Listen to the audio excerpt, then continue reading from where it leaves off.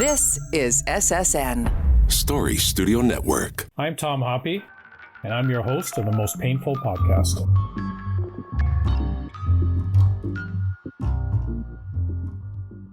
We are starting Season 3, and I'd like to thank you, the listeners from Canada, US, Europe, UK, and Australia, for your support of this show. Your feedback has helped develop the show and define the topics that are important to you, and we've received a number of responses on how the information on the show has helped people, so keep those suggestions coming. Some of the upcoming episodes for Season 3, we're going to talk about the science of yoga and can it really help with chronic pain, and that'll be with Neil Pearson from the University of British Columbia. Also, new research hot off the press comparing opioids and cannabis, and is cannabis as good as opioids, and that's with Dr. Jason Bussa. Also talking about how chronic pain is managed in the UK, and many more topics, so subscribe to the podcast and you'll be notified on the new show releases. Identity and mindset are important to define a new purpose in life, especially if someone's been injured or suffers from chronic pain. For someone who's been immersed in a directive, institutionalized culture, such as veterans and professional athletes, defining who one is and what their new purpose in life is becomes more difficult.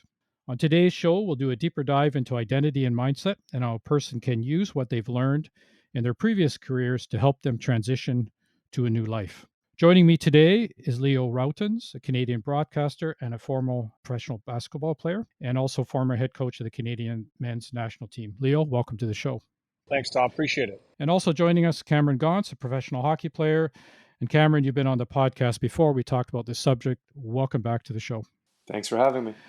So, the three of us have talked offline about identity and mindset and, the impact it can have and also how it can help people. But I thought to help the audience, maybe we can just start. We'll talk a little bit about identity and mindset and what it means to us. So, Leo, I'd like to start with you. If you were to reflect back on your journey, how did identity and mindset impact you as you moved through your career from a player to a broadcaster to where you are now? Well, I'd have to go way back to ninth grade. I think we talked about this a little bit, that in ninth grade, believe it or not, for some reason I knew I was going to be an NBA player. As crazy as that sounds for a kid growing up in Toronto, I had no doubt in my mind that I was going to play in the NBA. I also have a horrible connection with mathematics. I don't want to, no math in my life, zero. I look at the score when it's double digits and I don't know the difference. Right? It's terrible. What I wanted to do is I actually went to my guidance counselor, who was my basketball coach, and I said, look, I'm going to play in the NBA, and I want a career that I could intertwine the two. It didn't make sense to me to say, be a professional athlete, have a profile, have a platform, whatever you want to call it, and then be in a lab somewhere in something totally unrelated. And then again, no math. So we started talking about all kinds of different things and came up with broadcast journalism. I enjoy speaking. I enjoy writing. I like all my English classes and all that kind of stuff. So it just seemed like a perfect connection. And the profile of one can benefit the other, and the experience of one benefit the other. So that plan was forged in ninth grade. And then the second part of that was the best advice I ever got was a professor my junior year at college, and he said, your degree means nothing, your resume means everything. And from that point on, even though I went on to become a professional athlete, I had a lot of injuries, unfortunately, a ton of injuries. And so what I did was I did something all the time to build a resume.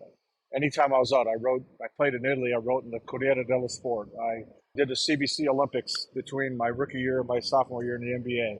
Whatever I could do, I did. So when the day finally came, I couldn't play. I had a resume, and I had a pity party for myself. I had surgery. They said, you're done. I cried. I drank. The next day, I had a new job a week later in TV. So my identity kind of was forged in two ways. One, as a professional athlete, and two, the plan of what I'm going to do after. And I think I'm very fortunate because for some reason I was very positive about one, and I tried to find something to complement it, whereas a lot of athletes get into real trouble, and I see it firsthand all the time, even in my own family. I have sons. I have a son that played in the NBA, and then the next question is, what are you going to do after? And I think for a lot of athletes, that's an enormous question, and it really does impact their identity because their identity is, it's almost entirely on them being an athlete. And it becomes very difficult to take that next step or find what else can give you that same identity or same feeling or so forth. Yeah, no, those are some very good points. And I mean, now you're kind of out of the game, and you've talked how you made that transition.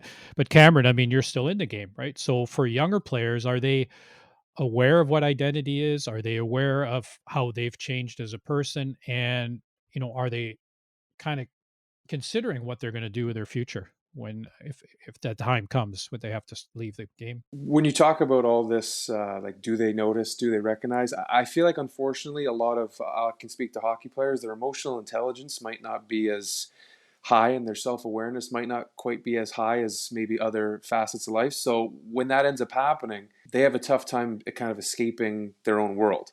When Leo was talking about him in grade 9, realizing he was going to be in the NBA and that's what he wanted to do, I was a bit different. Growing up, I've been watching the NHL draft these last couple days, and they're talking a lot about, like, this kid was the best player growing up, and I was probably the 4th best player in my minor hockey team growing up. I played with 3 guys who were still playing in the NHL today. I'm not even the best hockey player in my family. My younger brother plays. He was first round pick. He's been playing for a long time. So my identity didn't really form as a hockey player until I think I started playing junior hockey. And at that time, I had a tough time grasping that this is kind of now what I'm known by, was that, oh, Cameron Gaunce, the hockey player. That was hard for me to just grasp in the first place. But then once I kind of did realize that this is what it is, coming up kind of towards the tail end of my career, if it's a golf course, I'm probably teeing off on 18. It becomes hard because Leo talked about the plan he had in place, and it sounds like he did what everyone hopes to be able to accomplish in terms of staying that active. Writing in an Italian paper sounds awesome. All these things, I try to keep as many doors open as possible throughout, but Tom, we were just talking about it before we got on. If it were to happen, yes, there are avenues I can go down, but I'm nervous that I'm not going to choose the right one, or what I go to next won't be right, because, like I said, since I was 16 and even younger, I tried. All I've known is work towards being a hockey player. You wake up, this is your purpose for the day. Become better at your job. So once that gets kind of taken away, is this next job going to be my job for life? Is that what I wake up with purpose for? So that idea of mindset and identity for players, speaking from my own personal experience, it's a hard thing to kind of come to grips with when you first happens, and then transitioning out of it, I'm nervous what it's going to be like. Yeah, and I think about that as well too. And I mean, I sucked at math too, and I did play hockey. But if you take, I played hockey at same, as a kid and a little bit in the military. But if you took the stick away, I'd probably fall over. So it's this whole thing about, jobs are lined up, and when, same thing. When I left the service, it was okay. What am I going to do in life? I'm going to go back to school, do that kind of thing. But one thing that I've kind of seen over the years, and I've seen it with, and I'm wondering if it's the same in the sports, and we see it in the veteran world, is when we talk about identity and culture, going to a job is a process, right? You just go to the job. But the mindset of the world you came from, so in the military, it's mission first, self last. Push, push, push, never give up, suck it up, buttercup, all that kind of stuff, which is good. Employers look for those skills, but employers also say, these guys are different. They're just the way they talk. And then military guys are going, civilians are different. So it's military guys, we don't understand that we've changed. It's taken me a long time to understand that I'm different than I've changed, not the civilian world, right? Being on time and, all those things we've talked about offline. Is that the same in the sports world too? Like, do you find that, yes, you can go to another job, be a broadcaster or whatever, but your mindset, is it different than if you were to sit around a table with a bunch of civilians? Is it different? And is that what makes you more driven than the average person? Does that make sense? And I'm opening it up as a conversation between the three of us here. So it's not a Q&A or anything, but. Oh yeah, I'll jump in. I think we are different, and personally, I think it's in a good way because, and again, we have that focus, and okay, let me put it this way: when I encounter in my job real professionals in what they do, they're different too, right? So you've got some broadcasters that, hey, these guys are disciplined. They perform. They do this. They preparations, this and that. So they're different than the average Joe. And I think we're different than the average Joe because that's the way we've always been taught to do. You prepare, you're ready, you're on time. Because there's repercussions for not being on time. There's repercussions for not being ready. It can be devastating. And so, I think that there's a big difference. Sometimes I get frustrated being around, say, everyday people that don't have that discipline, don't have the accountability, maybe even having entitlement that they should be given something. I think, Cameron, I'm sure you feel the same way. We don't feel like we're entitled to anything. We got to earn everything every day. And it's, in sports, it's not just what you did yesterday. It's what are you doing for me today? So there's no entitlement in that regard. I don't care how much money you make. If you stink after you just got your big contract, you're going to get destroyed. And so every day is a new day to perform and work. I don't know if you get that same vibe, Cam.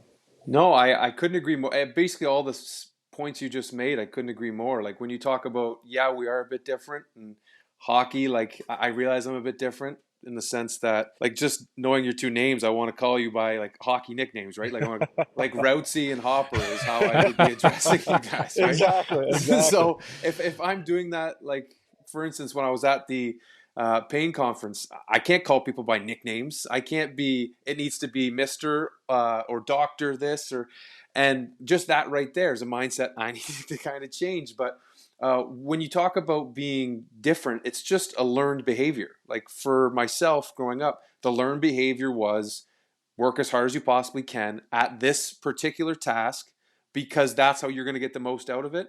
And then if this were to then translate to something else, I would hope that it will be the same whatever I decide to do next. I'm going to take that same, I'm not going to leave any stone unturned. I'm going to be the hardest worker I possibly can, work as hard, if not harder than everyone else around me, and hope that translates. Leo, you just talked about how you see with broadcasters, there are some professionals that are doing every possible thing to make themselves the best they can. And though I don't have quite as much extensive knowledge and experience in different fields, the times I have, like when I went through a CBA negotiation for our union, when the other side comes to the table, you see just how prepared they all are. Like they've got the CBA known back and front. And again, that's kind of if I view it through an athlete's lens, I view it very similar in that they just want to be better than you. They want to have the upper edge on you. Just like if I'm playing hockey and I know certain players they like to use certain moves. If they're coming out of the corner, I know that they like to go to their backhand or their forehand. I know I will then counteract that. In the CBA negotiation, they want to know what you're coming with, and they're going to have just as much, if not more information to combat that. And I noticed that as long as athletes can realize that these traits that they've learned and they've practiced for years and years and years, it can work. They just need to understand that it's not the exact same. Yeah, and to that point, I think sometimes athletes fall in the trap that our lives are very regimented. So same with military, right? So you know that at 8 o'clock in the morning you got to be here, at 12 o'clock you got to be here, and you're like, okay. I used to hate when the season ended. I hated it because, and this is going back to college. I'm playing at Syracuse University, and when the season ended, I had so much time on my hands, and like I had to go find guys to work out, wouldn't have a pickup game. I hated that, right? I always wondered how an average student ever complained about not having time because I have nothing but time now. But it drove me nuts. It drove me nuts that I had to actually go figure out how to get a bunch of guys together to play a pickup game because our lives are so regimented. So I think a lot of athletes find a lot of trouble with that when they exit, that it's not all kind of structured like that. And I'm sure, Tom, you could speak on it more than either of us can as far as the military goes. Yeah, you're right. And there's a couple things both of you brought up that, they're good, like you said, Cameron, they're good skills to use when you're out, but it's being aware that there's going to be some differences with it. And the regimented point that you brought up, Leo, is bang on because when you're, from the military side, when you're in a culture that basically everything's done for you in a sense, right? If you got an issue, someone will look after it because your job in the military is to actually go, depending what job you do. So I was in the combat arms, your job's to prepare to fight. That's what your job is, right? So all the administration stuff behind that is supported for you. So once you leave the service, yes, you don't have that regimented timetable anymore. You don't have someone looking out for you anymore. You got to, find your own family doctor. And it's all done on the base. So you got to find your family doctor. And I remember when I first got out, I wanted to, we were in Kingston and I wanted to take a trip to Montreal. And I thought, oh, I got to go get permission to do that because normally you need a leave pass. Like it's these small little things that the average person may go, oh, that's not a big deal. But if there's a consequence behind not doing what you're supposed to do, and now you have the ability to do it, it kind of screws you up a little bit, I think, like you're kind of like, what's going on here? Am I moving? It definitely does. Yeah. It definitely does. So, that's my point. I think I've seen a number of veterans and a friend of mine, unfortunately, who took his life because he struggled. He had good jobs, but he struggled with that transition. He came from a military family and then he was in the military and all of a sudden he's out in the real world. And he just thought, he said to me, I ran into him at the gym and he said, I thought it was like another posting, Tom, like I was being posted to another, base. And he just couldn't manage it, right? So I think this is where that gap is we have these skills, but it's some of this mindset stuff that we're not aware of, if that makes Hey, sense. can I say, you said welcome to the real world. You know that's one of the things that drives me nuts when someone ever said that to me, because I was in a real world, my world. Yeah. That was very real to me. That's right. Right. Yeah. And I was doing everything in my world. And if you think my world was any easier than yours, like, again, I'll go back to college. I remember college students saying, oh, well, you're missing a class. You're going here, you're doing that. Well, that's my job is taking me out of class. My job is taking me to Pittsburgh or wherever. Your daddy's paying for your tuition, right? So when somebody told me the real world, that drove me crazy. And even though we are talking about two distinct worlds, right? No question. But that was one of my pet peeves. I go, come on, no. I have a real world, Oh, I couldn't, again, along those same lines, like I mentioned, I grew up with three other guys on my minor hockey team who have all had very successful NHL careers. So everyone's perspective around me is, oh, well, what do you mean? You're a pro hockey player. Your life is, well, I haven't lived the same experience. Mine has been 13 seasons with, I think every year, there's been 27 moves. And my, again, finances are a lot different than theirs. So to hear like, well, come on, Austin Matthews is about to sign for $14 million over 5. Yeah, that's him. I'm not him. It's a very different experience. So this idea that hockey players or athletes all have the same lifestyle is crazy. I can now, over the past years, I could probably tell you most laws regarding real estate in 6 different states. I can tell you insurance policies for all those states. That again, I like you talk about real world. I've had to have lots of real world experiences that might have been singular to myself and others, but there's things that I've experienced as well, just in a different fashion. Yeah. Right. And I think, you say that the two worlds, athlete and veterans are different, but the more I talk to the two of you and some other people, there are a lot of similarities. And I think the difference is what gives our strength between, and so now, what could we do to help people that are struggling? Because from the veteran side, and I'll give you our side, and then I'd like you guys to jump in if you can. But there's been a lot of research on identity and culture. I can ream off names of it. There's been a lot of research on pain science. There's been a lot of research on peer support. But one of the gaps that we noticed was that this whole mindset of you can go through, and it's all good stuff, and I'll probably get some comments from people, but taking a transition program to go get a job is one thing. Taking transition to maybe talk about your feelings is another. But if we're not making people aware of how they're acting, military people will be out of the military, they'll be put into a situation and they'll automatically go back to acting a certain way without even knowing they did it. And if we can't make them aware of that, that is where that I think the kind of the hiccup is for them to move forward. And if you look at, we're doing that with that Alpine Challenge where we're doing education on mindset and that, and then moving them forward. In the pro athlete world, from what I hear you guys say, is that the regimented, the identity, the culture, there's a lot of similarities there. And it sounds to me like, an athlete who leaves the profession will have some inherent behaviors that they may not be aware of that impact them.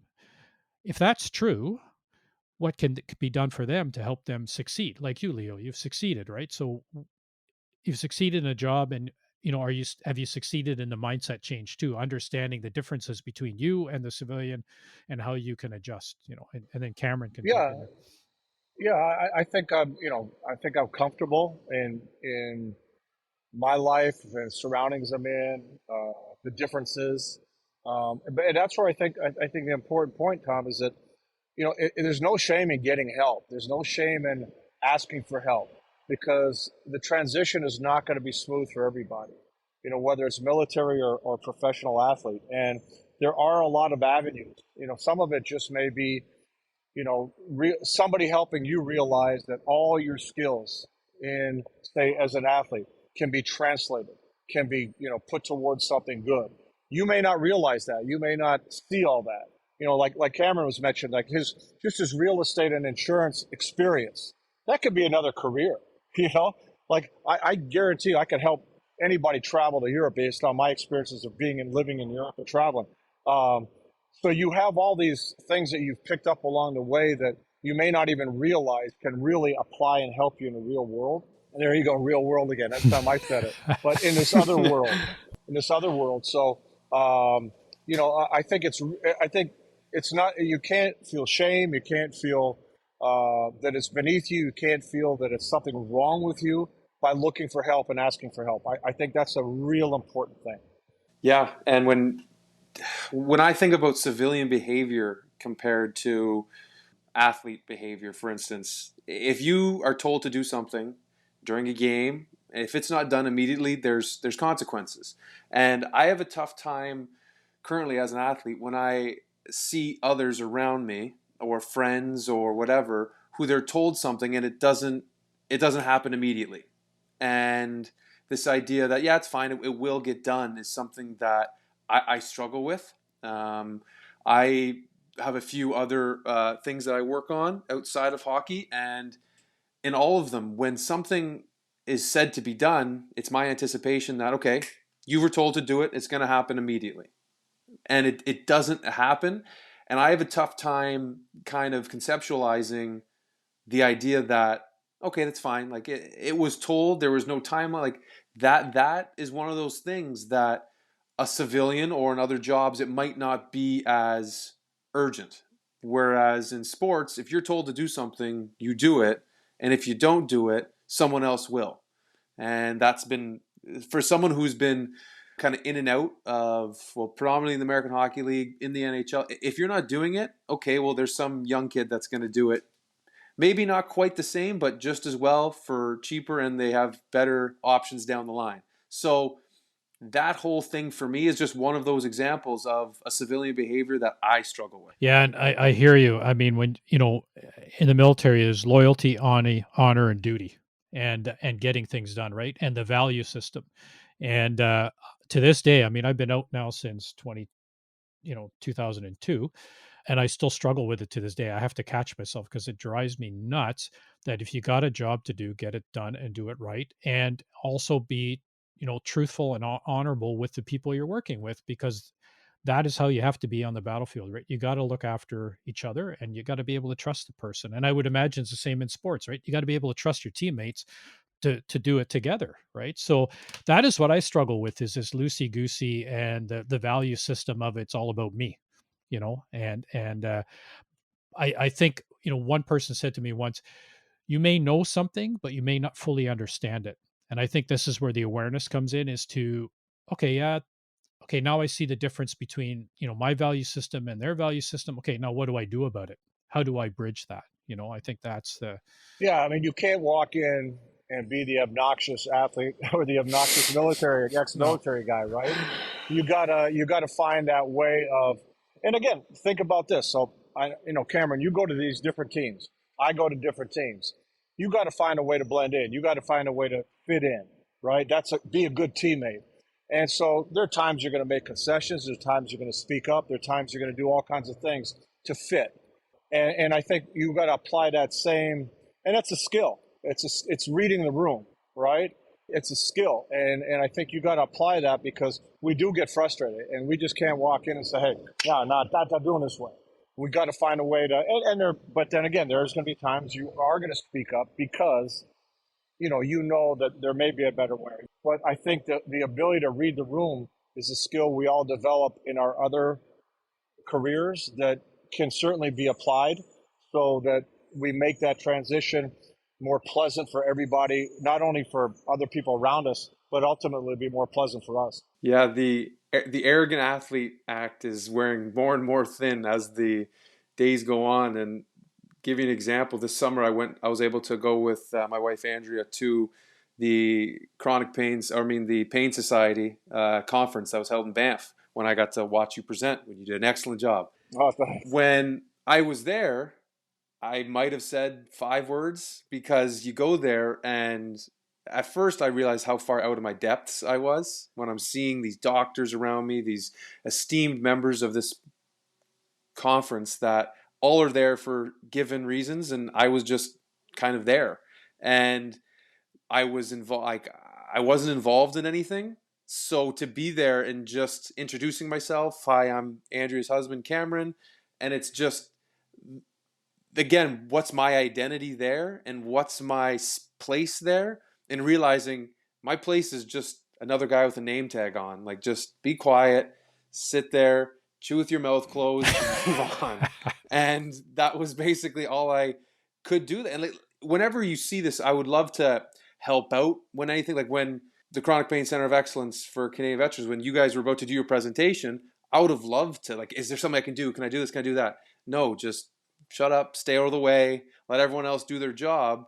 And again, chew with your mouth closed, because it was during a lunch. So these things I had to kind of do. But on a team, like, especially for me, I've been one of the oldest guys on the team for the past probably 4 or 5 years, and I've been 20 going on 40, not only with my hair but with everything else. So I've kind of had to have that role, and sometimes it involved stepping up, like being more vocal or helping a player when they need to. So when I'm put in an environment where that's not needed, like, you are not supposed to be doing much, if anything, it was a hard thing for me to kind of do. So it's something I just need to continue to learn, is there's different environments for different people, and I need to kind of be the best I can in each one. One of the things that I've always tried to do is I'm about the team. So I'm a firm believer that, say we go on a set, there's 3 or 4 of us.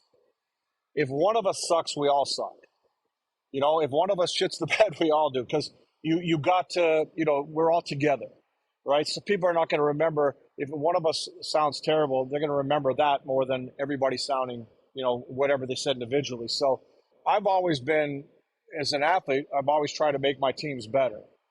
So what I'll do is I'll see things that happen on a set, and the first thing I've done, for example, I've seen people do some things, and I'll preface it by saying, hey, look, it's actually a great story that I know. There's a professional coach who's a great guy in the NBA. His name is Hubie Brown. He's a great broadcaster as well. And Hubie Brown came when we started doing NBA in Canada. NBA Entertainment brought in all these people, and Hubie spoke to us. And Hubie said, here's what you got to do. You got to find somebody you trust, somebody that knows the business a little bit, understands how you talk. We'll come up to you and say, hey, you look like crap. Hey, you sound good. That made no sense. Whatever it may be, somebody you can trust, because here's what's going to happen. You're going to do a game, you're going to hear great job. You're going to do a game, great job. You're going to do a game, great job. And one day somebody's going to say you're fired. And you're going to realize there's nothing in between. And guess what? For 27 years, I heard great game, great game. I'm not exaggerating. I had one producer in all those years that took a little bit of time to try to help. All right. Everybody else just did their job. So you could be sitting there with your collar hanging out on TV and nobody says a word. And here's the crazy part. You got a guy sitting there to make sure your collar's tucked in. You got a producer, director, all these people. You got a guy you're sitting with, that you're working with. So I've always tried to say, I preface what I'm saying to somebody. I tell the Hubie Brown story, and I said, look, I just want to help. I noticed this, right? And because I can't, even there's some people I haven't liked at all. And it bothers me more that they're struggling and they're doing something that may hurt their career than me putting my pride aside and trying to help them, right? And I think that comes from being an athlete. that I want to, one, I want our team to be successful. Two, I want you to be successful. I want to help. So I think that's something that came from my basketball career and coaching career that I try to apply in a very subtle, polite, not I know it all type of way to help the people around me. Yeah, and I think that's part of being a leader and part of being a team that helps out with the guys. So we're running out of time. I think we could talk for a very long time, and next time we'll have to bring some beer to the conversation. But no, it's been good, and I know what you mean, Cameron, too. When you go to these conferences, I feel the same way. You want to jump in and know when to help and how to help, and I think it's just learning when to do that, and it's easy to do when we're on a team to do that. So, would you agree that, I guess, from what I'm hearing from everybody here, is one, just be aware of the changes that a person's gone through and how to apply it? Is that kind of a big takeaway for people that are listening? Yeah, I think introspection needs to be a much bigger part of athletics, realizing kind of who you are, what changes you've gone through, and how it might affect you moving forward. I think too often you're so focused on the task at hand that you kind of forget about some of these things. And I think doing some self-realization is really important. And you know what, seeking out, when you say, sometimes you talk about professional help, but when you can seek out, Cameron, a bunch of guys that have transitioned from the hockey world to the other world, business world, corporate world. I know a lot of people. And I find that when you approach people and say, hey, like I got a buddy in real estate. Hey, can we talk? Can you help me out? They're more than willing to. And so it's not just like, getting a psychiatrist, a therapist or somebody like that. It's sometimes just reach out to people that you have access to, because we do have access to a lot of people based on, our careers. And I find that they're more than willing to share, their success stories, the little things that, it's like I always say that, if I can help you get from point A to B in a straight line, as opposed to going in a circuitous route like I had to take and many people have to take, if you could share that information, I think it's actually a thrill. It's actually a cool thing to be able to do.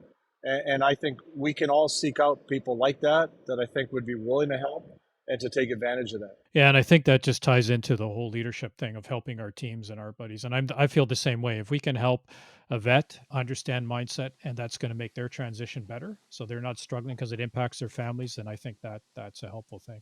So I'd like to thank the both of you for being on the show. I think this will be helpful for people. And, Leo, your insight's been helpful because you've done that whole journey. And Cameron, you're kind of coming, I don't know where you're at. You're still in the game, I guess, eh? And then Yep. Still in the game. So you stay in the game as long as you can, brother. Stay in there as long as you you can. We were just talking about that. I played till my wheels fell off. We were just talking about that. Yeah. Well, I'm probably going to have to be dragged out kicking and screaming. I tried to tell my son that. He retired. I said, don't. Well, thanks for Cameron and Leo for being on the show. My pleasure, Tom. Thank you. Pleasure, Cameron. Thank you very much, both of you. All right, so the next, and thanks to everybody for listening. Our next show is going to be on the science of yoga and chronic pain. For feedback about the show or more information on chronic pain, you can visit our website at veteranschronicpain.ca or follow us on Facebook and Twitter at Chronic Pain COE and on Instagram at chronicpain_COE. Thank you, and keep the hope alive. The Most Painful Podcast is produced for the Chronic Pain Center of Excellence by Story Studio Network and Eye Contact Productions.